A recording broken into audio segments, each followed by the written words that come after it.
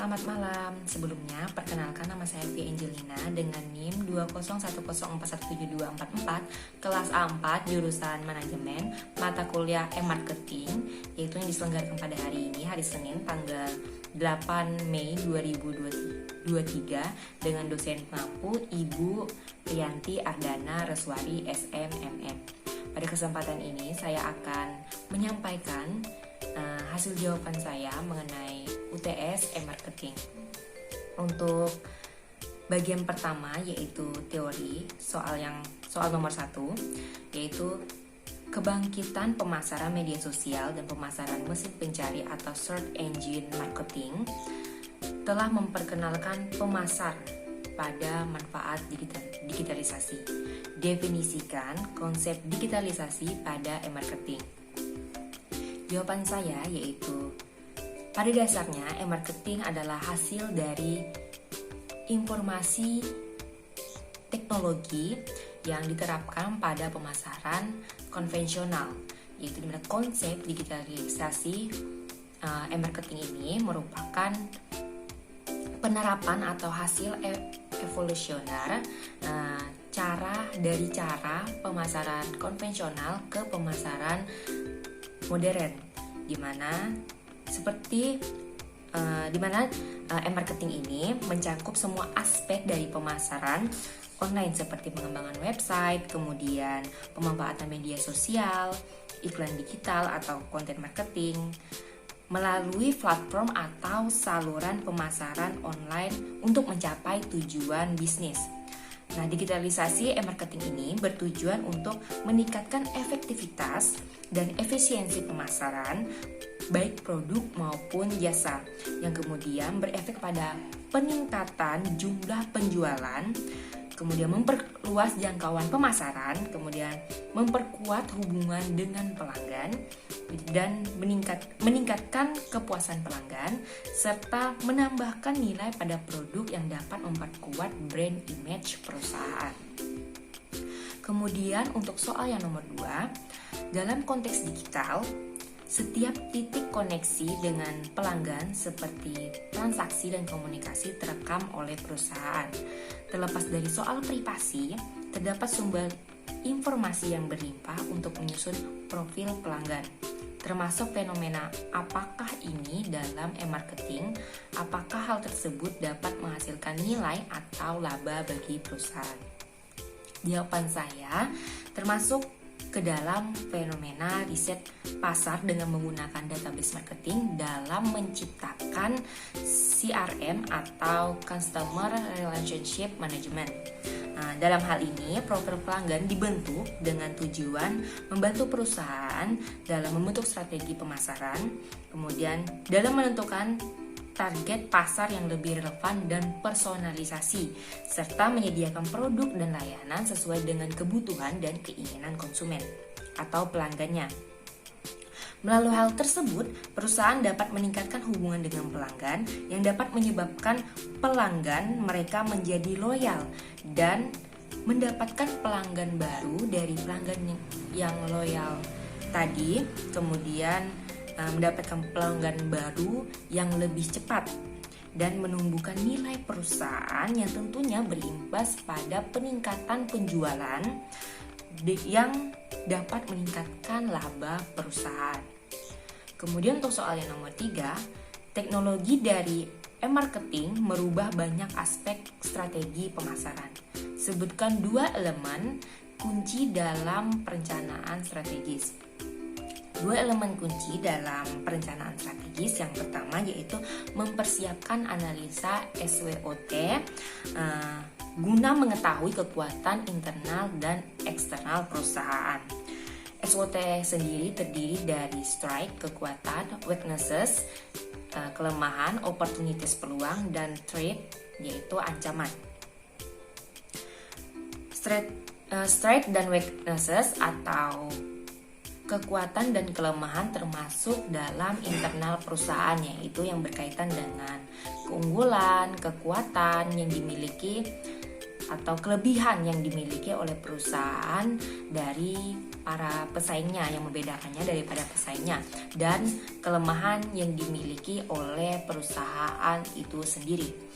Kemudian sedangkan opportunities dan threat, yaitu peluang dan ancaman, termasuk ke dalam posisi eksternal perusahaan, yaitu yang dimana berkaitan dengan peluang perusahaan dalam memasuki pasar atau seberapa besar perusahaan dapat bertahan dan bersaing, serta ancaman bagi perusahaan yang meliputi persaingan perusahaan, kemudian kebijakan atau peraturan pemerintah, dan regulasi lingkungan terhadap perusahaan. Kemudian elemen yang kedua yaitu menerapkan tujuan strategis berupa growth, kemudian competitive, position, dan graphic scope, serta tujuan lainnya. Growth atau pertumbuhan yaitu berkaitan dengan cara perusahaan meningkatkan skala dan ukuran perusahaannya. Kemudian untuk kompetitif yaitu kemampuan perusahaan untuk bersaing di pasar kompetitif. Kemudian untuk position atau posisi yaitu berkaitan dengan posisi perusahaan di pasar dan cara perusahaan membedakan diri dengan pesaingnya. Kemudian untuk graphic scope atau cakupan geografis yaitu wilayah geografis di mana perusahaan tersebut beroperasi. Untuk soal nomor 4, yaitu perusahaan harus menggunakan kriteria untuk mengukur kinerja pemasaran. Jelaskan alat ukur atau metrik tertentu dalam mengukur aktivitas pemasaran yang dihubungkan dengan profitabilitas perusahaan. Jawaban saya yaitu ada 3 matriks.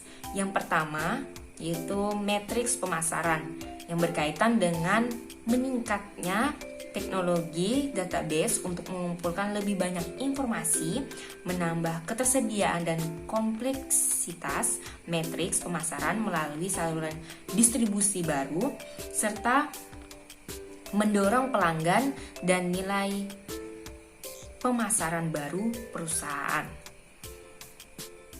Kemudian untuk yang kedua yaitu matriks kinerja, yaitu menerjemahkan visi, strategi atau model e-bisnis ke dalam komponen terukur. Perusahaan menggunakan matriks kinerja sebelumnya sebagai tolak ukur dan evaluasi karyawan dengan menggunakan matriks kinerja KPI agar memotivasi karyawan. Kemudian yang ketiga yaitu matriks pemasaran media sosial, yaitu digunakan untuk menilai kinerja pada suatu konten platform media sosial yang berkaitan dengan jumlah pengikut dan pencarian, kemudian pengaruh merek, konten kreasi dan penayangan konten, pembelian, serta inovasi. Nah, dari ketiga hal ini kita dapat melihat kinerja perusahaan melalui aktivitas pemasaran yang berperan penting dalam perkembangan dan pertumbuhan profitabilitas perusahaan dari waktu ke waktu dalam mempertahankan posisi terbaik perusahaan. Kemudian untuk soal bagian kedua yaitu studi kasus. Untuk soal nomor 5, identifikasi peluang dan tantangan e-marketing di era disrupsi berdasarkan studi kasus. Untuk yang pertama, peluang e-marketing di era disrupsi berdasarkan studi kasus yaitu terciptanya pasar dan pangsa pasar baru yang lebih beragam, yang memungkinkan siapa saja bisa masuk ke dalamnya atau terjun dalam dunia bisnis. Nah, menciptakan produk dan layanan baru, memperluas jangkauan distribusi, serta dapat meningkatkan tingkat penjualan perusahaan. Kemudian untuk tantangan e-marketing di era disrupsi berdasarkan studi yaitu perilaku konsumen yang terus berubah dengan banyaknya keinginan kebutuhan konsumen yang beragam dan berubah-ubah menuntut perusahaan untuk berusaha semaksimal mungkin dalam memenuhi kebutuhan konsumen yang bahkan bisa berubah seiring perkembangan zaman atau menyesuaikan dengan tren yang terjadi saat ini atau pada saat itu, dan menentukan strategi pemasaran yang tepat bagi perusahaan, serta persaingan pasar yang semakin pesat dikarenakan peluang yang muncul bagi pendatang baru tadi, dari peluang pendatang baru, sehingga perusahaan dituntut untuk dapat mempertahankan konsumennya dan bertahan dalam beradaptasi dengan perkembangan teknologi yang terjadi. Kemudian untuk soal nomor 6, pemasaran yang bersifat personal atau one-to-one atau kustomisasi di tingkat individu dengan dukungan teknologi mulai diinisiasi oleh konsumen generasi. Menurut saya, perkembangan atau pemasaran yang bersifat personal atau kustomisasi ini dengan dukungan teknologi mulai diinisiasi oleh generasi Y dan Z. Karena pada generasi ini, mereka adalah generasi yang dimana juga mereka ada dan juga muncul teknologi yang semakin canggih atau yang dikenal dengan kecerdasan digital atau AI atau artificial intelligence. Sehingga mereka sangat menguasai hal tersebut dengan faktor kekinian atau penerapan tren yang berlaku pada saat itu dan sering berubah-ubah sesuai dengan perkembangannya, yang kemudian mempengaruhi berbagai aspek kehidupan sehingga mempengaruhi atau mengubah perilaku konsumen. Dengan teknologi tersebut, mereka secara personal dapat terhubung langsung dengan perusahaan yang kemudian memberikan feedback sehingga perusahaan dapat menganalisis kebutuhan dan keinginan konsumen. Kemudian untuk bagian ketiga, praktis, pilihlah salah satu perusahaan yang menurut Anda masih memanfaatkan pemasaran konvensional atau brick and mortar. Jelaskan profil perusahaan tersebut dan kemukakan pendapat Anda sebagai solusi terhadap pertanyaan berikut. Perusahaan yang saya pilih yaitu perusahaan PT Gudang Garam TBK. PT Gudang Garam TBK ini merupakan jenis perusahaan perseroan terbatas terbuka. Kemudian industrinya yaitu rokok tembakau yang didirikan pada tanggal 26 Juni 1958. Pendirinya adalah Surya Wono Wijojo. Kemudian berkantor pusat atau didirikan di Kediri, Jawa Timur. Adapun produk dari PT Gudang Garam TBK ini yaitu Gudang Garam Internasional, Gudang Garam Surya, kemudian Gudang Garam Merah, Surya Pro, Surya Promil, GG Shipper, kemudian Gudang Garam Signature, Gudang Garam Signature dan Gudang Garam Signature Milk. Kemudian adapun jumlah karyawan pada perusahaan PT Gudang Garam TBK ini yaitu berjumlah 32.808 pada tahun 2022. Kemudian adapun anak perusahaan dari PT Gudang Garam ini, yang pertama PT Surya Madistrindo, kemudian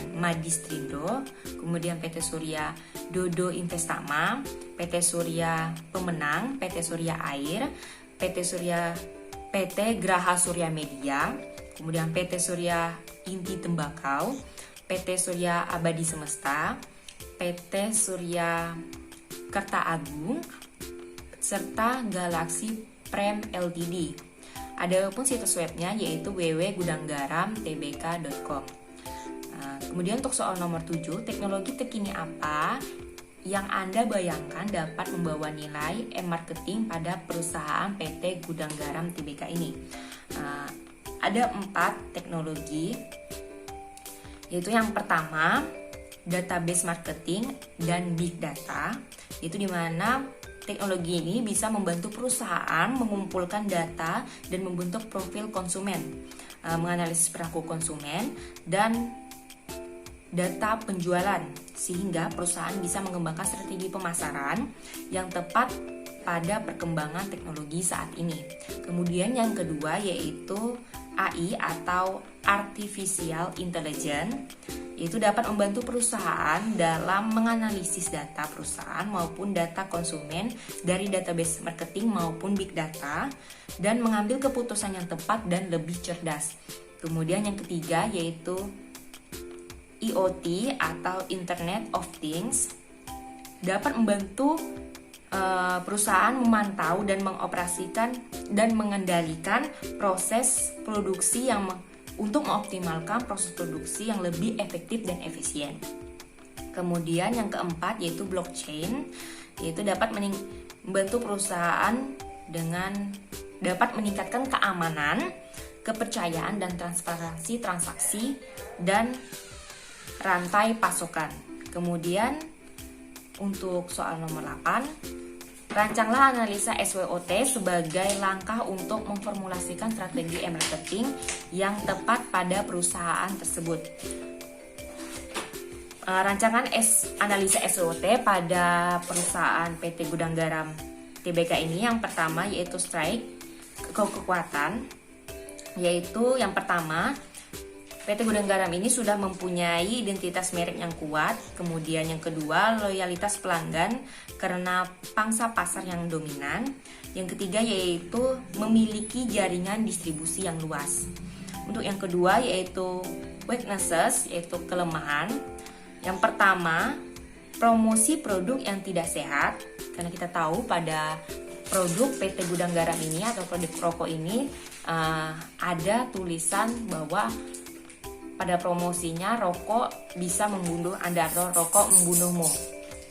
Kemudian yang kedua yaitu bergantung pada satu jenis produk yaitu rokok.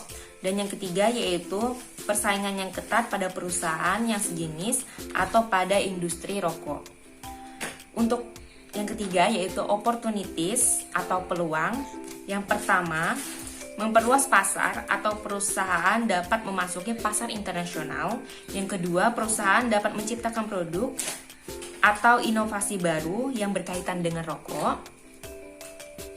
Dan yang keempat yaitu threat atau ancaman pada PT perusahaan Gudang Garam ini. Yang pertama yaitu peraturan pemerintah terutama dalam penetapan harga pajak atau penetapan pajak oleh pemerintah dan pengawasan serta pengendalian produk yang semakin ketat yang kemudian akan berdampak pada biaya yang akan dikeluarkan oleh perusahaan. Kemudian yang kedua yaitu persaingan yang ketat baik pada pasar lokal maupun pada pasar internasional. Dan yang ketiga yaitu kesadaran konsumen akan kesehatan dikarenakan banyaknya kampanye yang menyuarakan bahaya rokok bagi kesehatan yang akan berdampak pada permintaan pasar PT Gudang Garam Tbk ini. Sekian yang dapat saya sampaikan mengenai jawaban UTS marketing. Saya mohon maaf jika ada kata-kata yang salah atau kekurangan pada penyampaian ini. Sekian dan terima kasih.